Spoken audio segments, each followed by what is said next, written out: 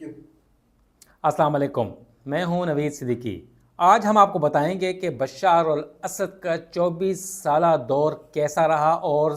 2011 की सिविल वार के बाद अब तक 2024 तक बशार अल असद हुकूमत ने गुजारा कैसे किया। जिस वक्त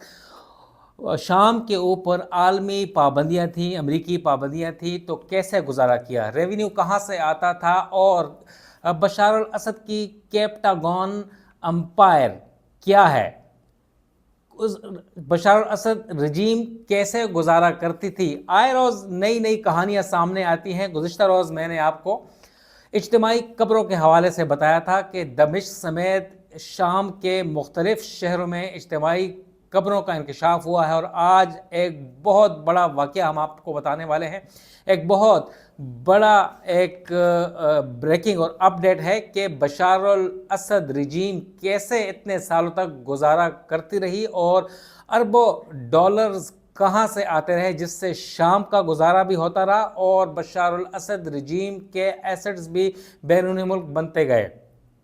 कैप्टागॉन एक सब्सटेंस है जो कि 1960 में जर्मनी के एक साइंसदान ने इजाद की थी और साइको एक्टिव ड्रग जो है दिमागी अमराज समेत दीगर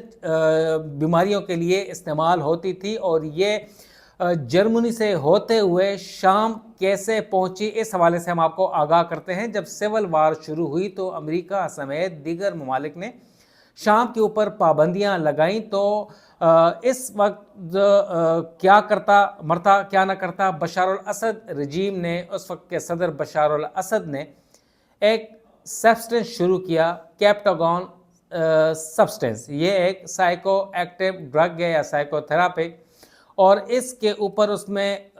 नारकोटिक्स में फिर ये इस्तेमाल होती रही और दुनिया बिल्कुल लाइल्म थी इसके बारे में कि कैप्टागॉन जिसे एक दवाई समझा जाता था, तो ये एक नारकोटिक्स में, मंशियात में भी इस्तेमाल हो सकती है और उसका जो इस्तेमाल था अपने रेवेन्यू के लिए बशार अल असद ने किया और बशार अल असद ने इतना पैसा कमाया शाम के लिए भी, अपने लिए भी, कि जिसका अंदाज़ा नहीं लगाया जा सकता। मोहम्मद अल जोलानी, अहमद अश-शराबी जिसे कहा जाता है, HTS के हयात तहरीर शाम के सरबराह हैं, बागी सरबराह, जिसने बशार अल असद रजीम गिराई है। उन्होंने आलमी मीडिया की तवज्जो इस तरफ दिलाई है और आलमी मीडिया को इनवाइट किया है कि दमिश्क समेत शाम के मुख्तलिफ शहरों में कैप्टागॉन बनाने वाली फैक्ट्रियां और लेबॉर्ट्रियों का विज़िट किया जाए और मोहम्मद अल जोलानी या अहमद अश-शरा ने इन तमाम कैप्टागॉन बनाने वाली फैक्ट्रियों के ऊपर क्रैक डाउन करने का फ़ैसला किया है। हुक्म दे दिया गया है अहमद अल जोलानी की जानिब से कि इसके ऊपर फिर 4 फैक्ट्रियाँ बंद की जाएं। कैप्टागॉन है क्या? कैप्टागॉन एक नारकोटिक्स है, नार्को ड्रग है, मंशियात में इस्तेमाल होती हैं और बताया जा रहा है कि शाम इस वक्त दुनिया का सबसे बड़ा कैप्टागॉन सप्लाई या स्मगल करने वाला मुल्क है और दुनिया भर की कैप्टागॉन की जो जितनी तैयारी है शाम में सबसे ज़्यादा होती है, यानी 80% इतना बड़ा स्मगलर है। और इससे शाम कितना पैसा कमाता है, जितना मैक्सिको के कार्टेल्स के 3 गुना ज़्यादा यहाँ पर शाम की बशार अल असद रजीम इस नारकोटिक्स से, कैप्टागॉन से कमाई करती थी, जो कि अरबों डॉलर सालाना बनती थी और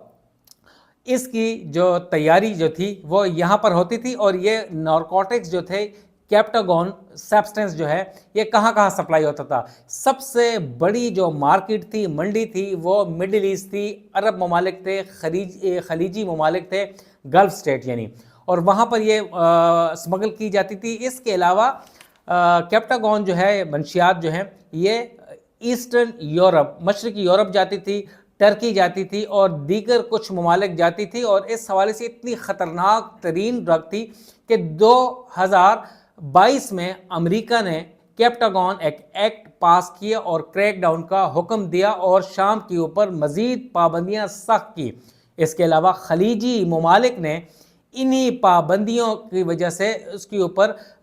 सख्तियाँ की शाम के ऊपर और انہی نارکوٹکس ڈرگ یعنی کیپٹاگون کی وجہ سے شام کی رکنیت کئی سال تک معطل رکھی، اور گزشتہ سال 2023 میں خلیجی ممالک نے ایک معاہدہ کیا اور شام کی بشار الاسد رجیم نے اس نارکوٹکس یعنی کیپٹاگون کو ایز اے بارگیننگ چپ استعمال کیا اور ان کے ساتھ معاہدہ کیا، ڈیل کی، اور اردن، عراق اور دیگر خلیجی ممالک نے شام کے اوپر زور دیا کہ ہم شام کی رکنیت عرب لیگ کی بحال کرتے ہیں، اور شام کو کیا کرنا ہوگا، شام کو کیپٹاگون کی جو سمگلنگ ہے وہ مڈل ایسٹ اور دیگر ممالک کو روکنا ہوگی، جس کے بعد شام نے ایک سب سے بڑے سمگلر کو ایک ایئر ریڈ کے دوران 30 ساتھیوں سمیت ہلاک کر دیا۔ اس کے بعد گزشتہ سال 2023 میں شام کی رکنیت عرب لیگ کی بحال کر دی گئی، مگر اس کے باوجود بھی بشار الاسد رجیم نے سرکاری طور کے اوپر اس کی پابندی لگا دی کہ کیپٹاگون کی تیاری نہیں ہوگی لیبارٹریز میں یا فیکٹریوں میں، مگر نجی سطح کے اوپر اس کی تیاری جاری رہی، اور نہ صرف مشرقی یورپ، مڈل ایسٹ، ٹرکی اور مختلف ممالک کی جانب یہ نارکوٹک ڈرگ سپلائی ہوتی رہی، اور دنیا کا سب سے بڑا ملک بن گیا شام، اور اربوں ڈالر کمانے لگا، جس سے بشار الاسد سمیت دیگر جو ان کے رہنما تھے، حکام تھے، انہوں نے اپنے ایسٹس بنائے۔ اور اس حوالے سے اب یہ بتایا جا رہا ہے کہ محمد الجولانی نے عالمی میڈیا کو بلا لیا ہے وہاں پر کہ وہ آئیں اور دیکھیں بشار الاسد رجیم میں کیا کیا ہوتا رہا ہے، اور اپنے مخالفین کے اوپر، اور یہ ڈرگز جو کیپٹاگون تھی وہ یہ استعمال ہوتی رہی اور ان کو انجیکٹ کی جاتی تھی، اور سب سے بڑی کس فارم میں جاتی تھی، ایک وائٹ قسم کی یا دیگر کلر کی ٹیبلٹس بنتی تھی کیپٹاگون کی، اور کیپٹاگون کی ٹیبلٹس مختلف ممالک جاتی تھی، اور اس کے اوپر کافی مرتبہ اردن اور عراق کی جو اینٹی جو ڈرگز انفورسمنٹ ہیں ان کی انہوں نے کریک ڈاؤن بھی کیا، ان کے شام کے جو سمگلرز تھے ان کے اوپر ریڈز بھی کیے، انہیں ٹارگٹ کر کے مارا بھی گیا، اور بڑے لاکھوں ٹن جو نارکوٹکس ہوتی تھی کیپٹاگون کی سپلائی جو دیگر ممالک کی جاتی تھی، مڈل ایسٹ یا ایسٹرن یورپ، اس کو بسٹ بھی کیا، اور ان کے گینگز گرفتار بھی کیے گئے، مگر اس کے باوجود بھی شام کی بشار الاسد رجیم نے کیپٹاگون کی تیاری جاری رکھی، اور اب ایک چیز سامنے آئی ہے کہ محمد الجولانی یعنی ایچ ٹی ایس کے سربراہ ہیں، انہوں نے عالمی دنیا کو، عالمی برادری کو اور عالمی میڈیا کو وہاں پر انوائٹ کیا ہے کہ آئیں اور دیکھیں، ان فیکٹریوں کا کریں، معائنہ کریں، کیونکہ اندازہ کیا جا سکتا ہے کہ اتنے سالوں کی پابندیوں کے باوجود شام کیسے گزارا کرتا رہا، اور بتایا جا رہا ہے کہ کیپٹاگون جو ہے وہ ریونیو کا سب سے بڑا ذریعہ تھی بشار الاسد کے لیے اور شام کے لیے، اور وہ وہاں سے سمگل کی جاتی تھی، اور اس کی بشار الاسد رجیم کے فال کے باوجود اس وقت تک یہ تمام چیزیں جو تھیں وہ تیار ہوتی رہی، اور ایچ ٹی ایس کے جو باغی تھے جو دمشق اور دیگر بڑے شہروں کا جو کنٹرول سنبھال رہے تھے، تو اس دوران ہی ان تمام کیپٹاگون کی فیکٹریز اور لیبارٹریوں کا پتہ چلا، جس کے اوپر اب کریک ڈاؤن کیا جا رہا ہے، اور یہ بتایا جا رہا ہے کہ اب ان کے جو آگے پیچھے جو دیگر اعلیٰ حکام تھے اس کو گرفتار کیا جائے گا، اور اب جو بتایا جا رہا تھا کہ کیپٹاگون کی جو تھی ایک لائف لائن تھی، یہ کیپٹاگون لائف لائن تھی شام کے لیے، اس کو اب لائف لائن کو توڑ دیا گیا ہے۔ مزید اس حوالے سے ہم آپ کو بتاتے رہیں کہ نوید صدیقی کو اجازت دیں۔ السلام۔